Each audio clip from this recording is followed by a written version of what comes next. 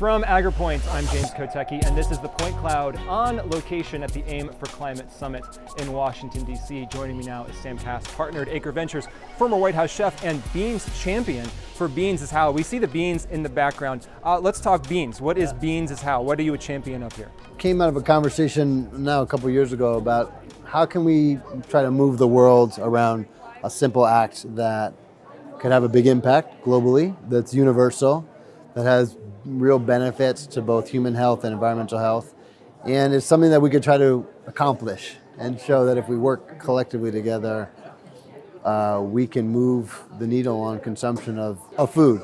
As we talk about all these complexities here at AIM for Climate, really important conversations going about food system transformations and all these things, but in the end, like what it comes down to is fundamentally getting better, more sustainable foods in our diet.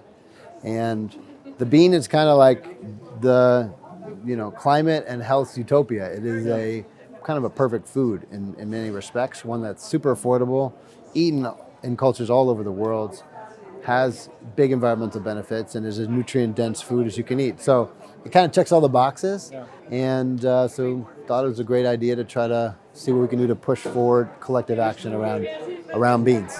And the idea is to double the bean consumption by 2028? Yeah. And lofty goals, but the issues are massive, the challenges are grave, and we have to try to take some big swings. And I think a lot of times you think of bean, like what are you talking about? But really that kind of change is what we're talking about. So I'm excited about it. Talking about different ways to prepare it, different recipes, and it's interesting how this makes this idea of an intangible climate crisis so tangible. Do you have kind of lessons that you've picked up from this or learnings for other people who want to take intangible climate ag goals and turn it into something really positive and tangible? I think we spend so much time talking about what we should do, what's the issue, as opposed to how do we actually move the needle. And if we focus on figuring out what are some levers we can pull and figure out the models for what change really looks like, and taking one specific crop and trying to move consumption on it requires investment and commitments on the production side. It requires commitments and investments on the processing side, then into retailer, and then into consumer, from chefs and cooks to people in their own home kitchens. And so you can put together the value chain in a strategic way that aligns all the pieces that add up to the change we're talking about.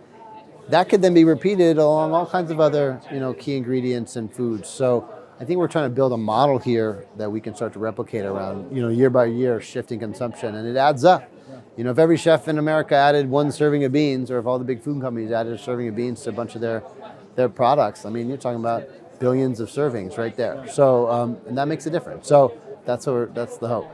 And last question, is there a particular innovation or technology here that you are either excited about happening very soon or is already happening, people might not know about, that is making maybe more bean consumption more possible?